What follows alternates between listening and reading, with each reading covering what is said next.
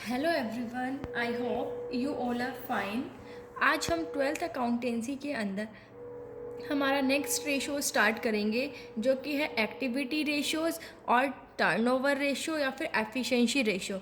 देखिए, activity ratio जो है उसे हम टर्नओवर रेशो भी कहते हैं और एफिशिएंसी रेशोज़ भी कहते हैं। सो देखिए, एक्टिविटी रेशो क्या होते हैं। देखो, सबसे पहले अगर एक बिज़नेस है वो क्या चाहता है कि उसकी जो प्रॉफिट है वो ज़्यादा से ज़्यादा हो और उसकी जो सेल्स है वो ज़्यादा से ज़्यादा हो। लेकिन प्रॉफिट कमाने के लिए एक बिजनेसमैन को क्या करना पड़ता है, अपना जो पैसा है उसे इन्वेस्ट करना पड़ता है एसेट्स के अंदर। ठीक है, सो एसेट्स के अंदर इन्वेस्ट करना पड़ता है। तो जब एसेट्स के अंदर इन्वेस्ट किया जाता है पैसा, तो उसको कितनी अच्छे से मैनेज किया जाता है। ठीक है, मतलब किस रैपिडिटी से उन एसेट्स को एक कंपनी जो है, एक बिजनेस जो है मैनेज करता है, वो हमें एक्टिविटी रेशोज बताते हैं। मतलब एक्टिविटी रेशो जो है वो उस रैपिडिटी को शो करते हैं, उस एफिशिएंसी को शो करते हैं, जो कि एक बिजनेस जो है वो अपने एसेट्स को मैनेज करने के लिए यूज़ करता है। मतलब एक बिजनेस जो है वो अपने एसेट्स को कैसे यूटिलाइज करता है, कैसे मैनेज करता है, किस स्पीड से मैनेज करता है, वो हमें एक्टिविटी रेशियो बताते हैं। देखिए, एक्टिविटी रेशियो को एफिशिएंसी रेशियो भी कहा जाता है। क्यों कहा जाता है एफिशिएंसी रेशियो? क्योंकि ये एफिशिएंसी बताते हैं एक बिजनेस की। एक बिजनेस जो है उसको एसेट, वो जो है अपने एसेट्स को मैनेज किस एफिशिएंसी से करता है। ठीक है, इसलिए इसे एफिशिएंसी रेशियो भी कहा जाता है। टर्नओवर रेशियो क्यों कहा जाता है? क्योंकि ये स्पीड बताता है कि एक बिजनेस जो है वो अपने एसेट्स को कितनी जल्दी जो है वो सेल्स में कन्वर्ट करता है, वो हमें टर्नओवर रेशियो बताते हैं। सो इसीलिए एक्टिविटी रेशियोज को टर्नओवर रेशियो भी कहा जाता है और एफिशिएंसी रेशियोज भी कहा जाता है। देखिए, एक्टिविटी रेशियो क्या होते हैं?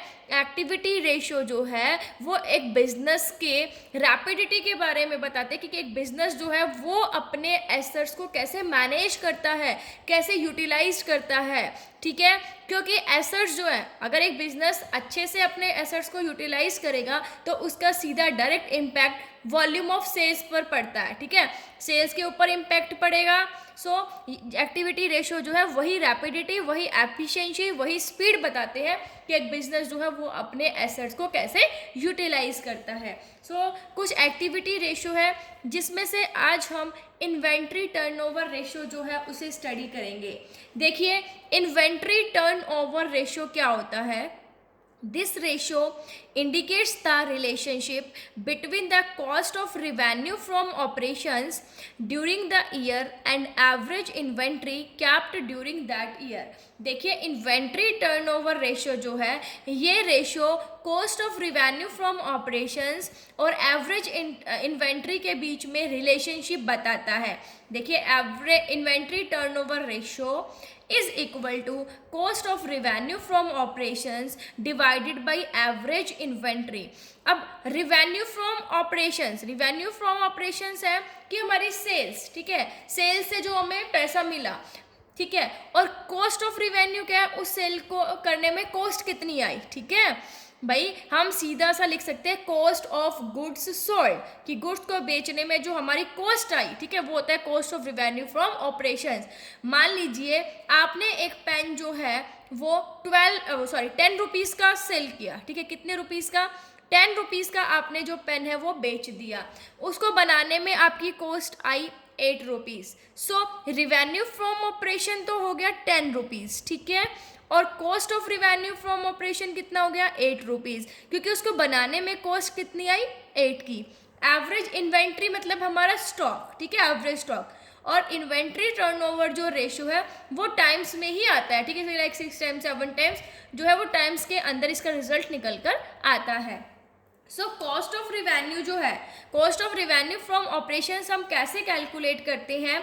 हमारी ओपनिंग इन्वेंट्री प्लस में परचेज, जो हमारी स्टार्टिंग के अंदर इन्वेंट्री थी, स्टॉक था, उसके अंदर जो हमने परचेज किया उसको ऐड करेंगे, जो कैरीज आए, ठीक है, जो वेजेस दिए, जो अदर डायरेक्ट चार्जेस है उनको तो ऐड करेंगे और उसमें से क्लोजिंग इन्वेंट्री को हम माइनस कर देंगे।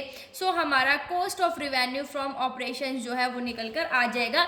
मतलब एक चीज़ को बनाने में कितना खर्चा हुआ, ठीक है, वो हम कैसे कैलकुलेट करते हैं, जो भी ओपनिंग इन्वेंट्री, ठीक है, उसमें परचेज किया, जो भाड़ा दिया, जो वेजेस दिए, जो अदर डायरेक्ट चार्जेस है, ठीक है, उसमें से हम क्लोजिंग इन्वेंट्री को माइनस कर देंगे तो हमारे पास क्या आ जाएगा, cost of revenue from operations.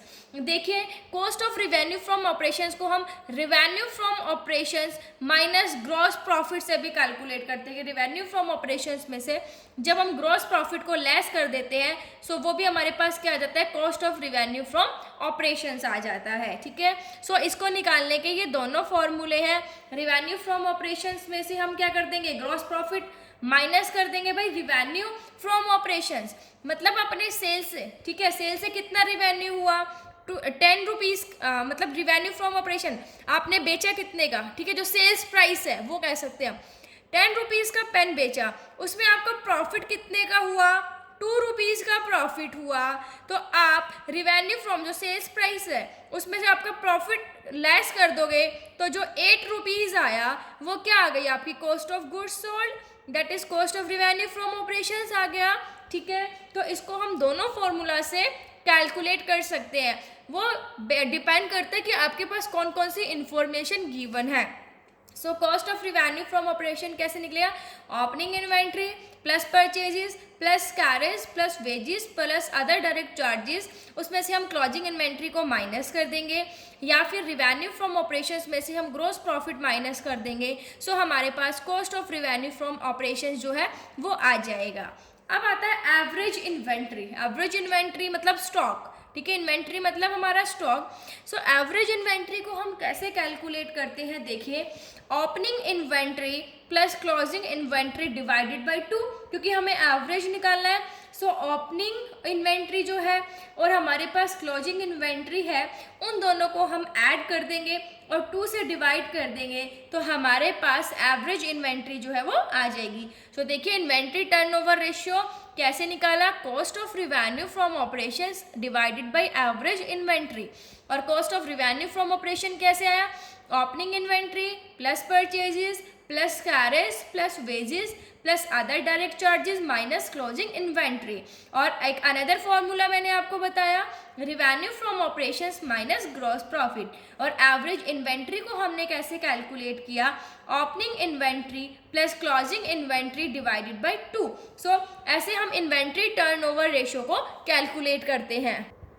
अब ये कहते हैं कि सिग्निफिकेंस क्या है इस रेशियो की। देखिए ये रेशियो क्या इंडिकेट करता है, this ratio indicates whether inventory has been efficiently used और नॉट। ये रेशियो ये इंडिकेट करते हैं कि जो इन्वेंट्री है क्या वो एफिशिएंटली यूज हो रही है या नहीं हो रही है। जितना ये रेशियो हाई होगा उतना ही बेटर होगा, ठीक है। देखो इन्वेंट्री टर्नओवर रेशियो को हम नंबर ऑफ डेज में भी कन्वर्ट कर सकते हैं। अगर हमें इन्वेंट्री टर्नओवर रेशियो को नंबर ऑफ डेज में कन्वर्ट करना हो तो वो भी हम इजीली कर सकते हैं। देखिए क्या फॉर्मूला है, average age of inventory. Average age of inventory हम कैसे कैलकुलेट करते हैं, days in a year divided by inventory turnover ratio, ठीक है। Average in age of inventory को कैसे कैलकुलेट करेंगे कि एक साल में कितने दिन होते हैं, और इन्वेंट्री टर्नओवर रेशियो मतलब कितनी जल्दी जो हमारी इन्वेंट्री है, जो स्टॉक है वो निकल रहा है, कितने दिनों में, ठीक है, सेल हो रहा है, ठीक है। सो एवरेज यहाँ पे हम डेज निकालते हैं, वहाँ तो हम टाइम निकालते थे, ठीक है, यहाँ पर हम डेज में भी कैलकुलेट कर सकते हैं कि अगर हमें डेज कैलकुलेट करने हैं तो वो भी हम इजीली कर सकते हैं। एवरेज एज ऑफ इन्वेंट्री कैसे कैलकुलेट करते हैं, डेज इन ए ईयर कि एक साल में कितने दिन होते हैं, अपॉन में जो हमने इन्वेंट्री टर्नओवर रेशियो निकाला। इन्वेंट्री टर्नओवर रेशियो मैंने बता दिया कैसे निकालते हैं, ठीक है। सो उससे मेरे पास एवरेज एज ऑफ इन्वेंट्री जो है वो आ जाएगा, मतलब एवरेज एज आ जाएगी इन्वेंट्री की, ठीक है, कितनी जल्दी जो है वो कन्वर्ट होता है सेल्स में। अब है average age of inventory is also termed inventory holding period. Average inventory जो एज ऑफ इन्वेंट्री उसे इन्वेंट्री होल्डिंग पीरियड भी कहते हैं कि कितने टाइम तक जो इन्वेंट्री है वो होल्ड रहती है, ठीक है, बिजनेस के अंदर रहती है, ठीक है, दिन के अंदर। क्योंकि एवरेज एज ऑफ इन्वेंट्री क्या दिखाते हैं, कितनी जल्दी कन्वर्ट हो जाती है, कितने दिनों में, तो इसे इन्वेंट्री होल्डिंग पीरियड भी कहेंगे। मान लो 90 डेज में हुई वो कन्वर्ट, तो 90 डेज तो होल्ड रखा ना बिजनेस ने, ठीक है। सो इसलिए इसको हम एवरेज एज ऑफ इन्वेंट्री को हम क्या कहते हैं, इन्वेंट्री होल्डिंग पीरियड भी हम कहते हैं। सो ये था हमारा inventory turnover ratio. I hope आपको समझ आ गया होगा। Thank you, stay safe, stay home.